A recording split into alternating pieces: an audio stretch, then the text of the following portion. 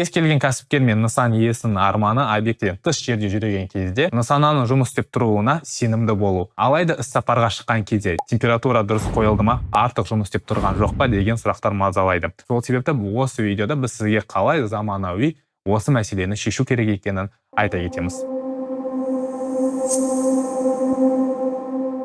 Неліктен ескі басқару тәсілдері қазіргі кезде тиімсіз болып саналады? Көптеген өндірістік нысандар орнында климат әлі де қолмен басқарылады. Мысалы, температураны жоғарылатып кетеді, максималды қуатта қосып кетеді, немесе өндірістік орында адам жоқ, бірақ жабдық толық қуатта жұмыс істеп жатады. Мұның барлығы адам факторына байланысты орын алады. Көп жағдайда кәсіпкерлер бірнеше градус айырмашылығы үлкен шығын алып келмейді деп ойлайды.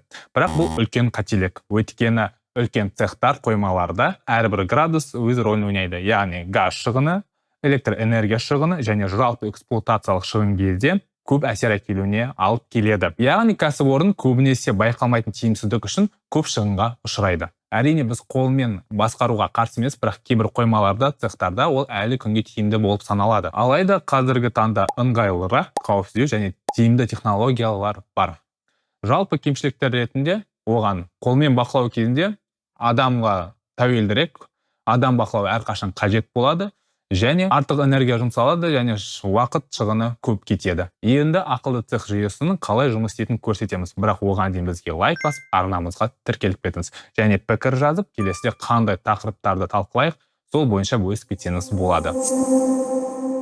Ақылды цех бұл климаттық жүйенің автоматтандырылған түрде басқару жүйесі болып табылады. Вулкана бұл бізде су, ауа желдеткіші болғандықтан біз оны қазандыққа немесе орталықтандырылған жылу жүйесіне қоса аламыз. Және де барлық автоматтандырылған жағдайларды смартфон арқылы басқара аламыз. Қоймаларға, өндірістік орындарына, цехтарға, автосервистарға, эстоларға қоюға болады. Жалпы көп адамдар ойлайды, оны орнату үшін көп шығын кетеді деп. Олай емес. Жалпы бізге тек смартфон керек болады, оған біздер приложениені жазып аламыз және де өзімізге керекті құрылғымен Bluetooth арқылы байланыстыра аламыз. Солай біз қашықтықтан басқара берсек болады. App Store, Google Play жүйелеріне кіріп, Tuya приложениесін жазу арқылы сіз деген қашықтықтан жалпы агрегаттардың барлығын қадағалай аласыз. Сіз приложениені жазып алсаңыз болады, бірақ егер де қандай да бір сұрақтарыңыз болса, сіз бізге хабарлассаңыз болады, біз сізге тегін көмектесуге дайынбыз, осы QR-код арқылы өтсеңіз болды. Бір ерекшелігі ретінде біздер деген бір приложение арқылы көптеген вулкананы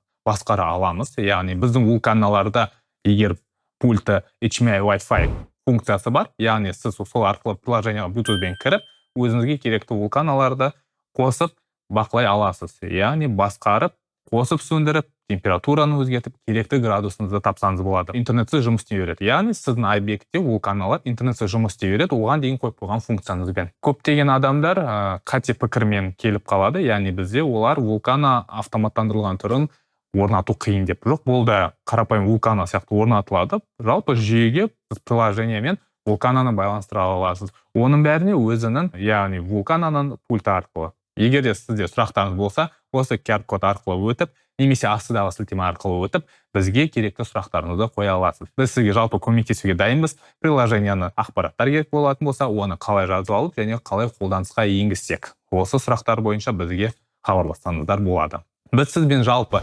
объектіңізден тыс жерде жүрсеңіз де, ішіндегі климатты басқару жүйесі бойынша қалай ыңғайластыру керек екенін талқылап кеттік. Сізбен бірге болған Тепло для бизнеса арнасы сізбен мұнда жалпы жылу жүйесіне байланысты барлық ақпаратпен бөлісеміз. Қалай экономды түрде таңдау керек екенін, жалпы қалай аз шығын шығару керек екенін, лайфхактармен және де видео ақпараттармен сізбен бөлісеміз. Назарларыңызға рахмет. Баршаңызға жылу